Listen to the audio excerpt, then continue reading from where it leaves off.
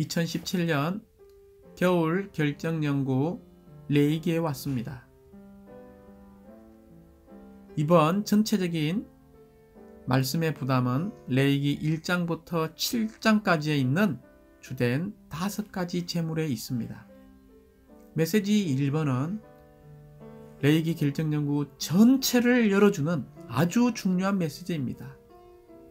주된 부담은 경배와 생활을 위해 우리를 훈련시키시는 하나님, 특별히 해막 안에서 말씀하심으로 우리를 훈련시켜서 하나님께 경배하고 참여할 뿐만이 아니라 거룩하고 정결하고 기뻐하는 삶을 살도록 훈련시킨다는 것입니다.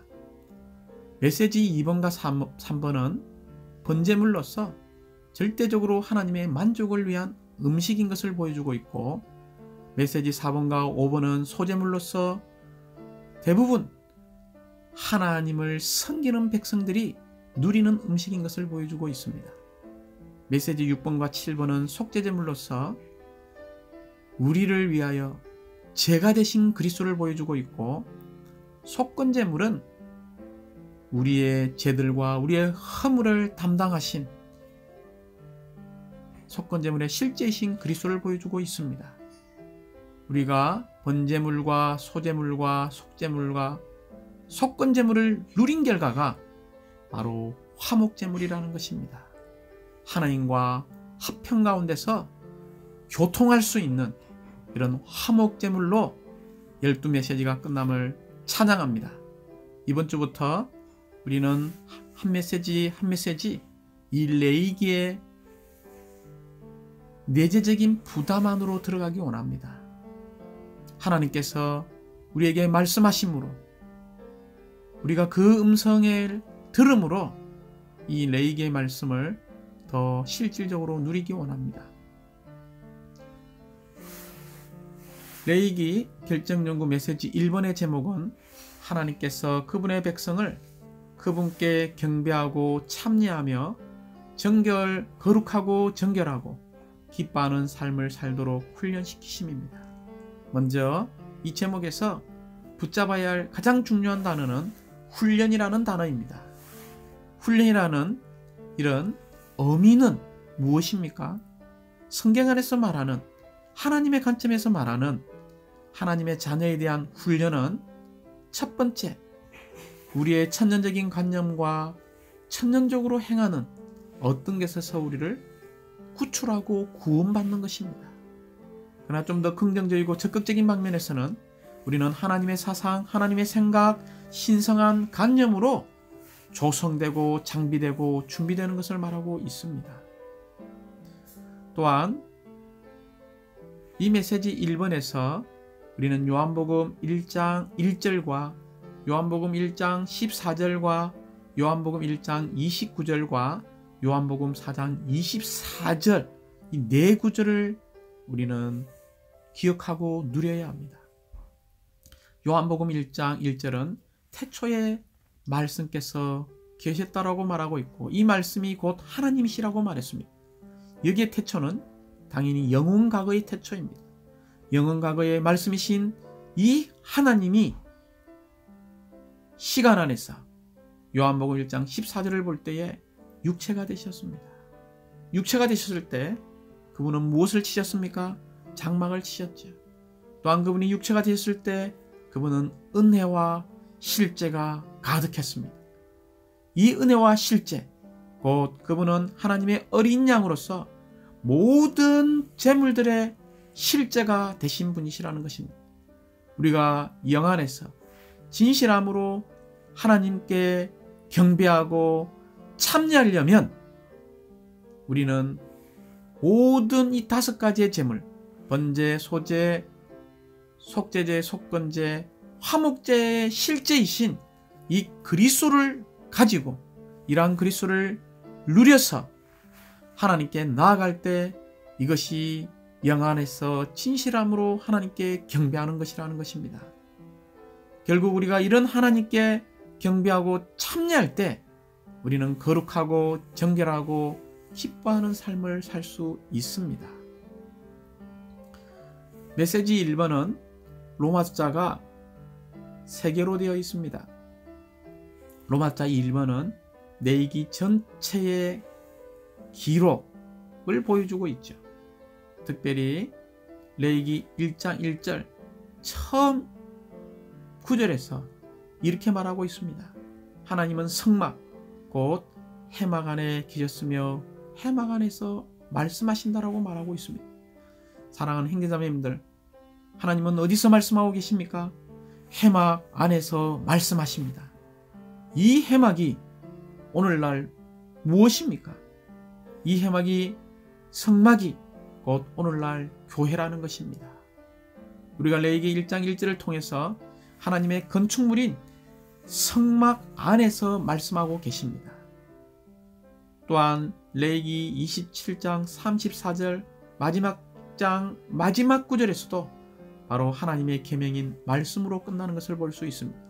그러므로 레위기 1장부터 27장까지의 주된 하나님의 부담은 바로 말씀하시는 하나님이시라는 것입니다. 레위기 전체의 기록은 바로 하나님의 말씀으로 시작해서 하나님의 말씀하심으로 끝나고 있습니다. 우리는 창세기에서 하나님은 어디서 말씀하셨습니까? 창세기에서는 하나님께서 하늘에서 말씀하셨습니다. 출애굽기에서는 하나님께서 어디에서 말씀하셨습니까? 출애굽기에서는 전적으로 하나님이 시나이 산, 곧 신의 산에서 말씀하셨습니다. 그러나 레위기에서는 어디에서 말씀하셨습니까? 바로 해막 안에서 말씀하셨습니다. 다시 한번 우리는 하나님께서 건축물인 성막 안에서 말씀하고 있습니다. 오늘날 이 성막은 무엇의 예표인가요? 바로 오늘날 이 성막이 교회라는 것입니다. 그러므로 성경의 예표의 원칙에 따라서 하나님은 그분의 성막인 교회 안에서 말씀을 하고 계십니다. 이 해막이 신탁의 말씀의 장소, 곧 하나님께서 말씀하시는 장소입니다.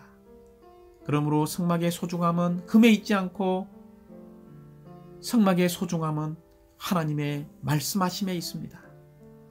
동일하게 오늘날 교회의 소중함은 어디에 있습니까? 바로 오늘날 하나님은 교회 안에서 말씀하시는 하나님이십니다. 교회 안에서 하나님은 말씀하시기 때문에 교회 안에 신탁의 말씀, 오늘날 하나님의 움직임의 말씀, 시대의 말씀이 교회 안에 있음을 찬양합니다. 로마자 2번은 우리가 경배하고 참여하는 훈련을 말하고 있고, 로마자 3번은 우리의 생활의 훈련을 말하고 있습니다. 특별히 로마자 2번에서 제물들과 제사장 직분을 통해 그분께 경배하고 참여하도록 훈련시키는 것을 볼 수 있습니다. 이 로마자 2번에서 우리는 이 그리스도가 제물들의 실제라는 것입니다. 이 그리스도가 모든 제물들의 실제이기 때문에 우리는 이 제물들의 실제이신 그리스도를 체험할 필요가 있습니다. 특별히 이 제물들의 실제이신 그리스도를 체험하도록 우리는 훈련해야 하는데, 누구를 통해서 체험하게 됩니까? 제사장들을 통해서 우리는 제물들을 체험하죠. 즉 제물들의 실제이신 그리스도를 체험함으로 우리는 영 안에서 진실함으로 하나님께 경배할 수 있고 참여할 수 있다는 것입니다. 그러므로 성막과 이 제물들이신 그리스도가 우주의 실제요 우주의 의미라는 것입니다. 성막과 제물들의 실제이신 이 그리스도를 통하여 우리는 하나님 안에 거할 수 있고 하나님은 우리 안에 거할 수 있습니다. 이것이 성막이신 그리스도는 하나님을 사람에게 이끌어 오시고, 제물들이신 그리스도는 사람을 하나님께로 이끌어 오십니다. 그 결과가 무엇입니까? 그 결과는 바로 이러한 사람들이 하나님과 연결되고 연합되고 합병되는 것입니다. 이제 이 로마자 2번에서 좀 더 강조점이 있습니다. 하나님의 백성들은 성막을 통하여 제물들을 가지고, 어떤 제물입니까? 번제, 소제, 속죄제물, 속건제물, 이러한 하목제물들을 가지고 제사장으로 말미암아 영 안에서 진실함으로 하나님께 경배하고 참여하도록 훈련시켰다는 것입니다. 그럴 뿐만이 아니라 하나님을 표현하고 대표하는 거룩하고 정결하고 기뻐하는 삶을 살도록 훈련시켰습니다. 우리가 이러한 제물들의 실제를 가지고 하나님을 경배하고 참여하는 것이 레위기의 주제입니다. 그러므로 레위기의 주제는 그리스도는 하나님께서 구속하신 백성의 교통과 성김과 생활에서 모든 것이시다 하는 것입니다. 이 레위기에서 가장 중요한 세 단어를 우리가 말해보라면, 첫 번째는 교통이라는 단어고, 두 번째는 성김이라는 단어며, 세 번째는 생활이라는 단어입니다. 이 교통은 하나님의 백성과 하나님 사이의 교통을 말하고 있습니다. 우리가 어떻게 합당하게 영 안에서 진실함으로 하나님과 교통할 수 있습니까? 두 번째 성김은 하나님에 대한 하나님의 백성의 성김을 말하고 있습니다. 우리는 어떻게 합당하게 하나님을 섬길 수 있습니까?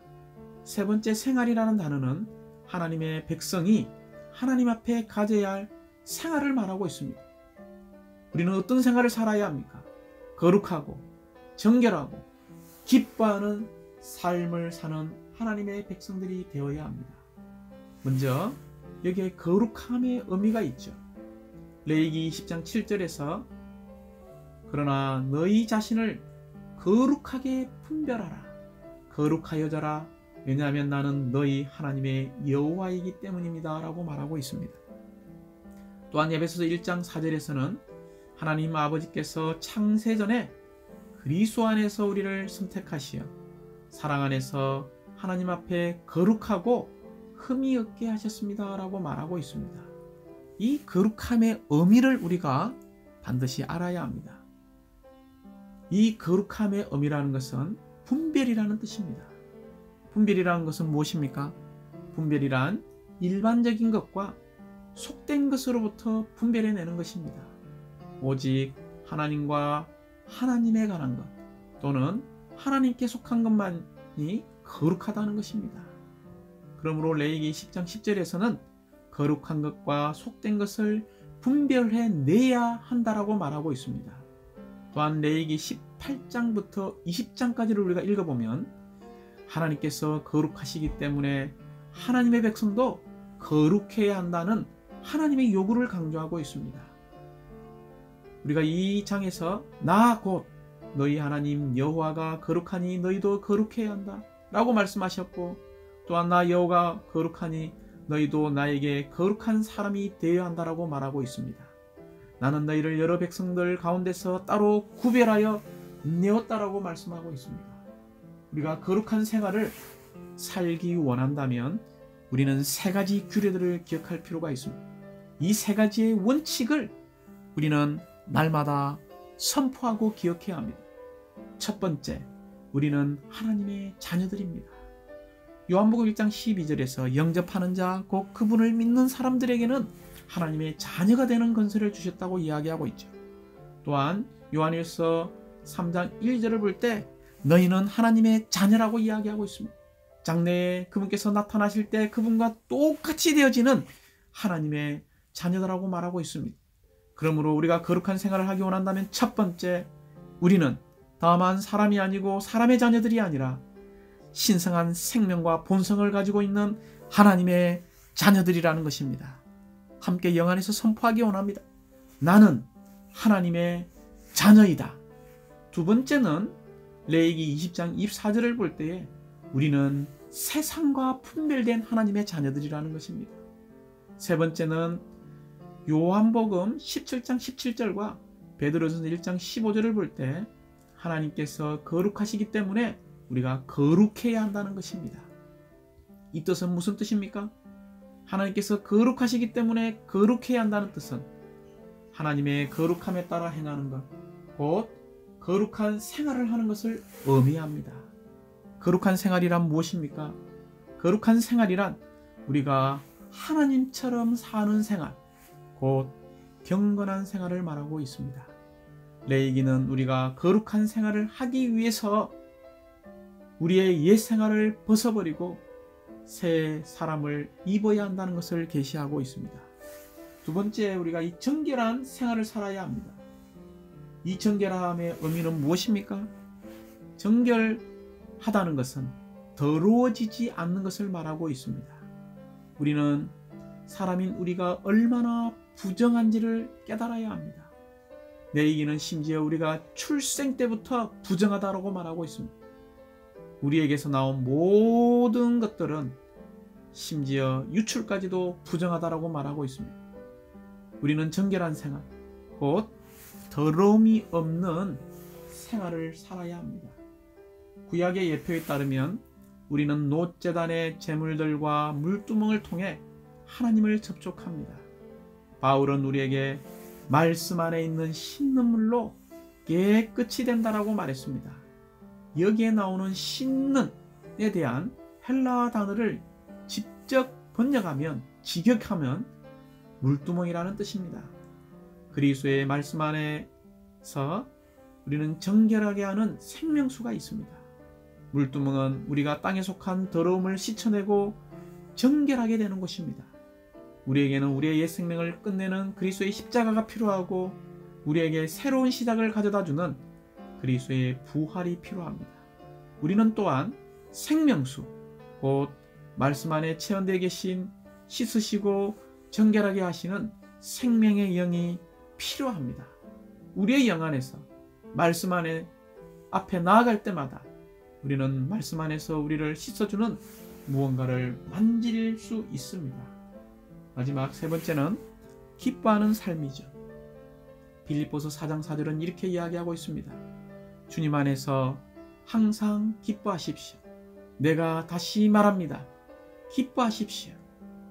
레위기는 또한 우리가 기뻐하는 생활을 살아야 한다는 것을 계시하고 있습니다. 그리스도인의 생활은 어떤 생활입니까? 기뻐하는 생활입니다.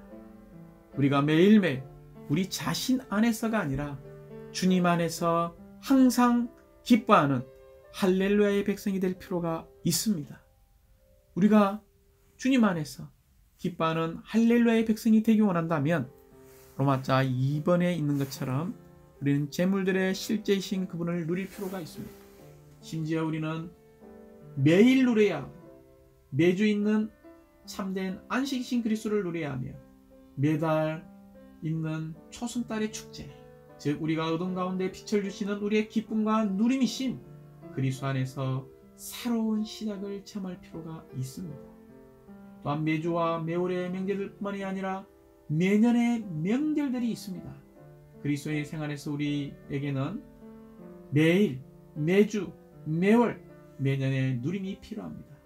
매년의 누림을 위해서는 우리가 일곱절기를 너무나 잘 알고 있죠. 유월절, 무교절, 초실절, 나팔절, 속죄절, 장막절을 누려야 합니다. 그럴 뿐만이 아니라 일곱 번째 해인 안식년, 즉 우리의 완전한 안식이 되시는 그리스도를 누려야 하며 또한 우리가 50년째 되는 해의 안식년인 희년에 하나님의 풍성을 또한 누리는 사람들이 되어야 합니다. 우리가 하나님의 풍성을 누린다면 하나님의 백성은 항상 행복할 것이며 이 땅에서 기뻐하는 백성이 될 것입니다. 우리 모두는 항상 주님 안에서 기뻐하는 할렐루야의 백성이 될 필요가 있습니다. 우리의 복음서에서 나오는 찬송가 265장의 후렴이 우리의 참된 찬송과 누림과 간증이 되기 원합니다. 이것이 나의 간증이요 이것이 나의 찬송일세. 온종일 주께 노래하며 마음 다해 구주 찬양하리. 이 기뻐하는 생활은 그리스도 안에 계신 하나님을 모든 것으로 누리는 생활에서 나온다는 것을 기억하시기 바랍니다. 이제 로마자 2번에 경배하고 참여하는 훈련을 다뤘을 뿐만이 아니라 로마자 3번 생활의 이 세 방면의 훈련도 다루었습니다. 그러므로 로마자 3번의 A번은 거룩한 생활을 이야기하고 있죠. 다시 한번 이 거룩한 생활은 하나님의 거룩함에 따라 처신하며 거룩한 생활을 하는 것을 말하고 있습니다. 어떻게 하나님의 거룩함에 따라 처신할 수 있고 거룩한 생활을 살 수 있습니까?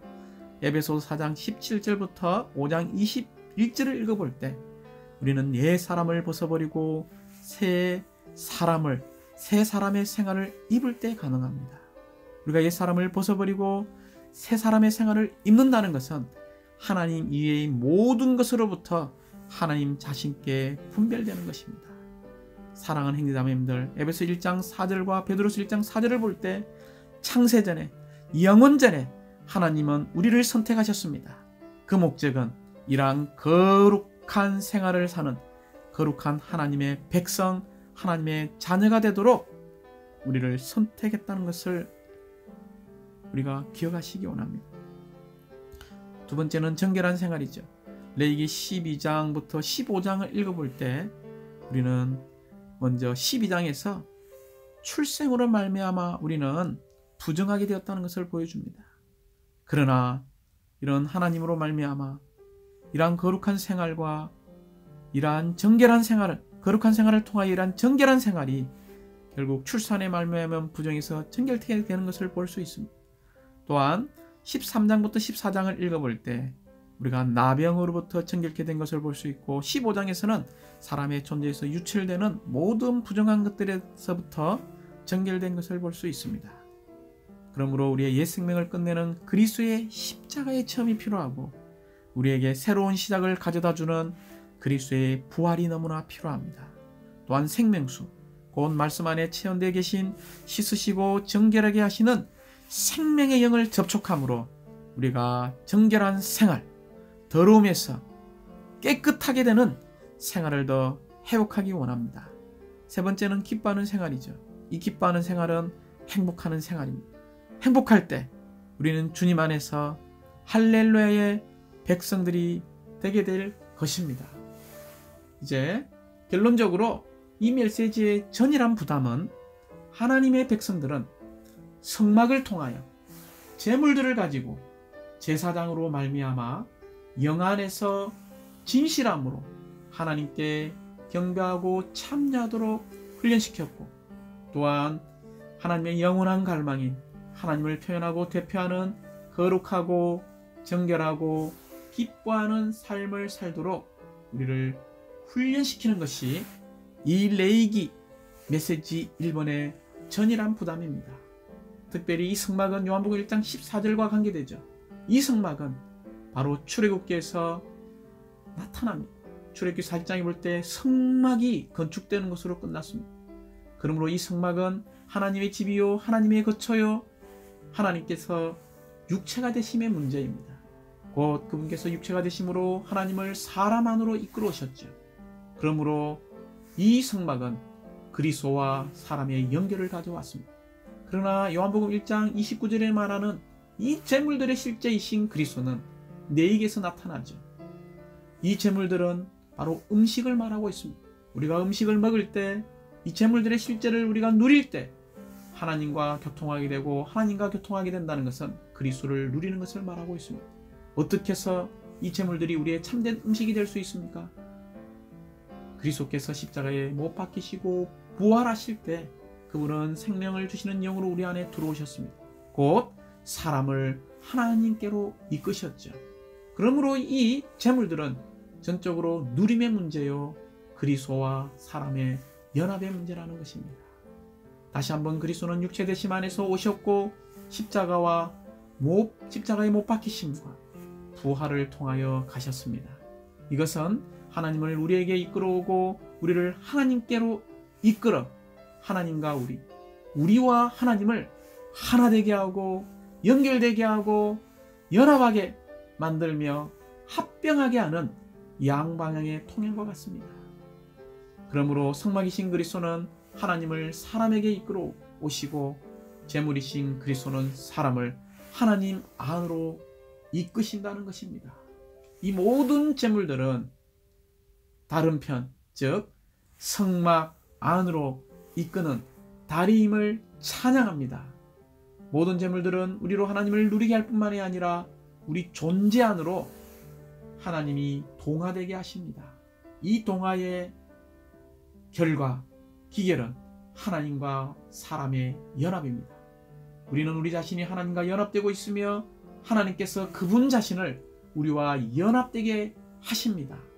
그 영이신 주 예수님은 우리의 영 안에 계시며 날마다 그분 자신을 우리와 연합되게 하고 계십니다. 그러나 이 연합은 우리가 이 참된 음식이신 제물들이신 그리스도를 먹는 것과 소화하는 것과 동화하는 것에 달려 있음을 찬양합니다. 할렐루야.